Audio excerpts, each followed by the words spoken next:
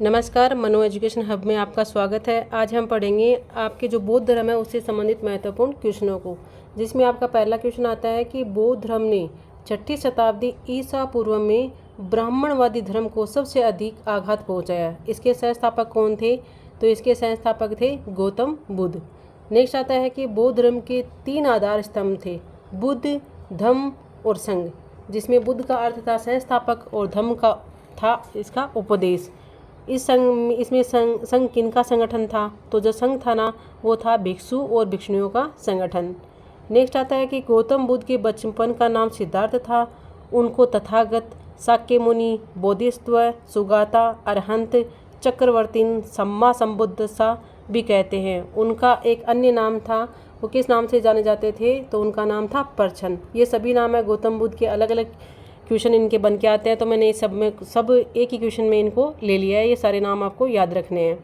Next आता है कि बुद्ध का जन्म 563 ईसा पूर्व में बैसाख पूर्णिमा के दिन शाक्य गणराज्य की राजधानी कपिलवस्तु के किस स्थान में हुआ था? अब इस क्वेश्चन को देखिए, इसमें सारे क्वेश्चन मैंने ऐड किए हैं। बुद्ध का जन्म कब हुआ था? तो इसमें आपको याद हो जाएगा 563 ईसा पूर्व में। कहाँ हुआ था? तो ये हुआ था कपिलवस्तु में। शाक्य गणराज्य की क्या थी? राजधानी थी वहाँ पे। तो कौन से दिन हुआ था? तो बैसाख पूर्णिमा के दिन हुआ था। कौन सा स्थान था? तो वो था राजकीय उपवन था लुम्बिनी, वहाँ पे इनका जन्म हुआ था। ये सारी चीज़ें हैं जो अलग अलग क्वेश्चनों में पूछी जाती हैं। मैंने आपको इसमें एक ही क्वेश्चन में सारे बना के दिए हैं। नेक्स्ट आता है कि बुद्ध के जन्म के 7वें दिन उनकी माता का देहांत हो जाने से उनका पालन पोषण उनकी मौसी प्रजापति गौतमी ने किया। उनकी माता कोल्य वंश से संबंधित थी। उनकी माता और पिता का क्या नाम था? तो उनकी माता का महामाया और सुद्धोधन, ये उनके माता पिता का नाम था। 16 वर्ष की आयु में बुद्ध का विवाह यशोधरा से हुआ था, जिसने राहुल नामक पुत्र को जन्म दिया। वह किस उम्र में घर छोड़कर चले गए थे? तो वो 29 वर्ष की उम्र में अपना घर छोड़ के चले गए थे। नेक्स्ट आता है कमल का फूल है वो बुद्ध के जन्म का, घोड़ा गृह त्याग का और पीपल है वो ज्ञान प्राप्ति का प्रतीक है। स्तूप किसका प्रतीक है? जो स्तूप होता है वो मृत्यु का प्रतीक है। ये प्रतीक पूछे जाते हैं एग्जामों में, तो सारे प्रतीक आपको ये याद रखने हैं। गृह त्याग के समय बुद्ध के सारथी का क्या नाम था? तो उनके सारथी जो थे उनका नाम था चन्ना। नेक्स्ट आता है क्वेश्चन आपका 35 वर्ष की आयु में बैसाख पूर्णिमा की एक रात बोध गया में पीपल के नीचे किस नदी के तट पर सिद्धार्थ को ज्ञान प्राप्त हुआ था, जिस दिन से ही वे तथागत हो गए थे? तो वो थी पुनपुन यानी निरंजना नदी के किनारे। नेक्स्ट आता है गौतम बुद्ध ने बनारस के निकट सारनाथ में अपना पहला धर्मोपदेश दिया, जिसमें तवस्तु व मल्लिक नामक 2 बंजारे उनके प्रथम अनुयायी बने। इन धर्मोपदेश को क्या कहा जाता है? तो जो धर्म के उपदेश दिए थे उनको कहा जाता है धर्म चक्र प्रवर्तन। ये दोनों के नाम पूछे जाते हैं। 2 बंजारे थे जिनको पहला उपदेश दिया था गौतम बुद्ध ने, तवस्तु और मल्लिक। नेक्स्ट आता है धर्म चक्र प्रवर्तन के उपरांत बुद्ध काशी होते हुए मगध की राजधानी राजगृह गए, जहां मौर्य शासक बिंबिसार उनका शिष्य बना। बुद्ध के 2 प्रधान कौन कौन थे? तो बुद्ध के 2 प्रधान थे, एक तो था उपाली और दूसरे का नाम था आनंद। 483 ईसा पूर्व में 80 वर्ष की अवस्था में हरण्यवती नदी के तट पर स्थित कुशीनगर पड़ता है उत्तर प्रदेश में, बुद्ध की मृत्यु हो गई। इसे बुद्ध परंपरा में किस नाम से जाना जाता है? तो जाना जाता है महापरिनिर्वाण के नाम से। नेक्स्ट आपका क्वेश्चन आता है कि बौद्ध धर्म के त्रिरत्न है बुद्ध, धम्म और संघ। सबसे पहले बौद्ध संघ की स्थापना कहाँ हुई थी? तो बौद्ध संघ की स्थापना सबसे पहले हुई थी सारनाथ में। नेक्स्ट क्वेश्चन आता है कि बुद्ध ने सर्वाधिक उपदेश कहाँ दिए? तो बुद्ध ने जो सर्वाधिक उपदेश दिए हैं वो दिए हैं श्रावस्ती में। नेक्स्ट क्वेश्चन आता है आपका बौद्ध धर्म के मूलाधार 4 आर्य सत्य कौन कौन से हैं? तो 4 आर्य सत्य हैं बुद्ध, दुख समुदाय, दुख निरोध और दुख है, दुख समुदाय, दुख निरोध है और दुख निवारक मार्ग, जिसे निरोगामिनी प्रतिपदा, ये अष्टांगिक मार्ग है। ये भी इसमें बौद्ध धर्म के ही अंदर बताए गए हैं अष्टांगिक मार्ग का। बुद्ध नारी को दीक्षित नहीं करना चाहते थे, परंतु किनके कहने पर उन्होंने अपनी पालक माता प्रजापति यानी अपनी मौसी को गौतमी को बौद्ध धर्म में दीक्षित किया था? तो आनंद के कहने पे उन्होंने अपनी मौसी है प्रजापति उनको दीक्षित किया था। पावापुरी के किस व्यक्ति के घर पर शुक्र का मांस ग्रहण करने से हुआ उदर विकार संभवतः बुद्ध की मृत्यु का कारण बना? तो उनका नाम था चुंद। कई जगहों पे सुनार भी लिखा रहता है, तो नाम यही आता है चुंद। बुद्ध ने अपना अंतिम उपदेश किन दो व्यक्तियों को दिए हैं? तो अंतिम उपदेश दिया था सुभद्र और एक दिया था आनंद को। तो दोनों नाम याद रखने हैं, सुभद्र और आनंद को इन्होंने अपने उपदेश दिए थे।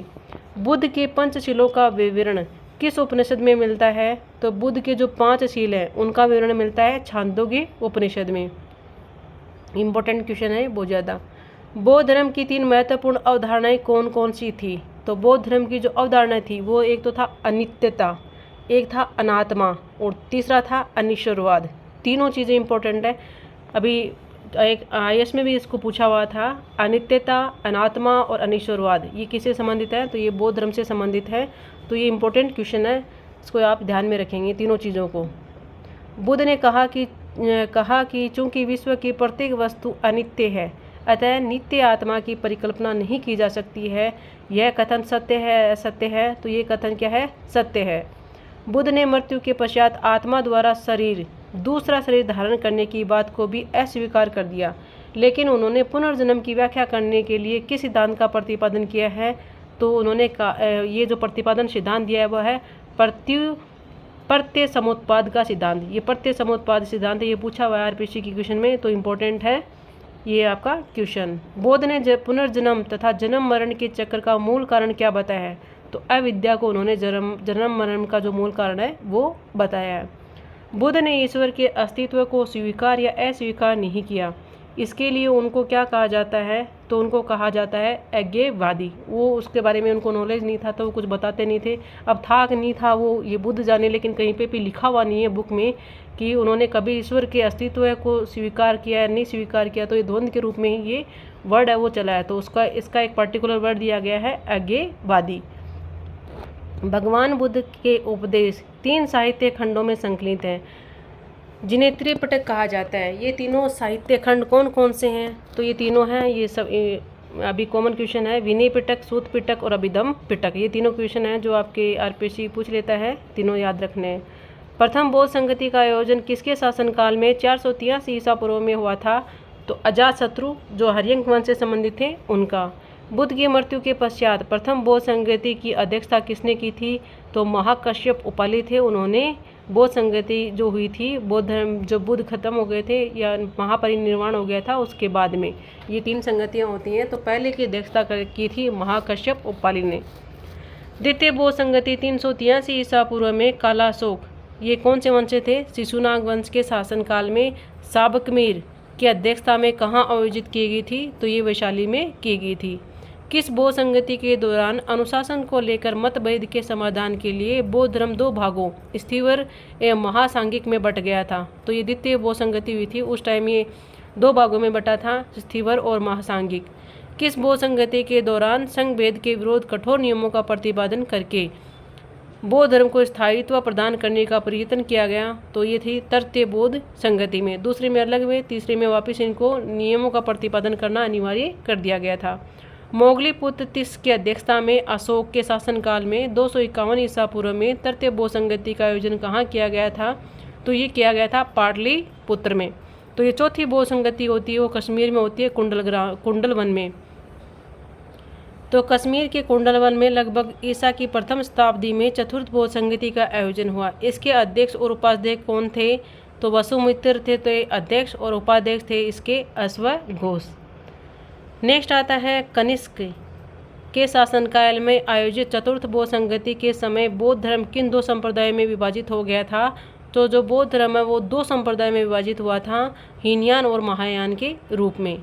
6ठी शताब्दी में बौद्ध धर्म में कौन सा एक अलग पंथ बन गया था? तो 6ठी शताब्दी में बौद्ध धर्म वज्रयान पंथ बन गया था।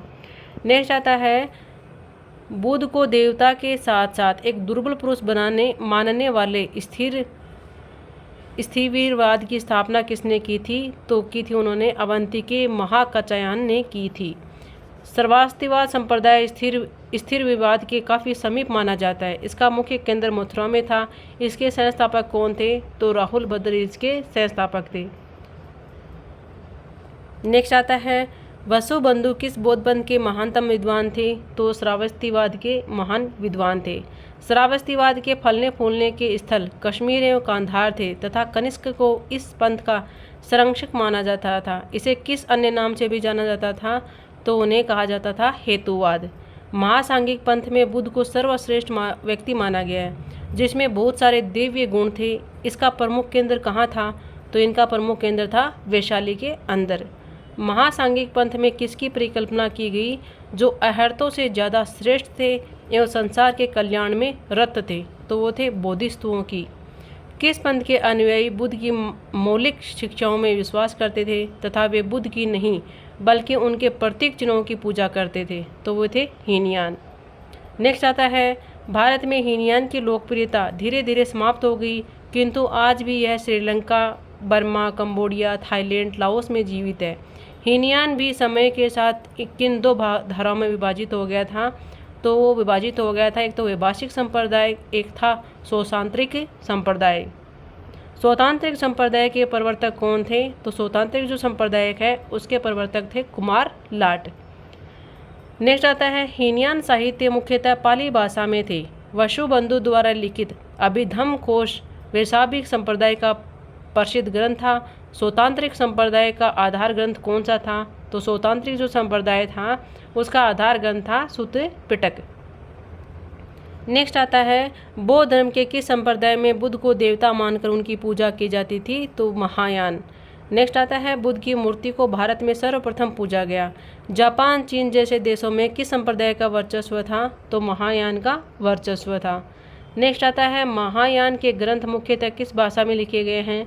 तो महायान के ग्रंथ है वो मुख्यतः संस्कृत भाषा में लिखे गए हैं।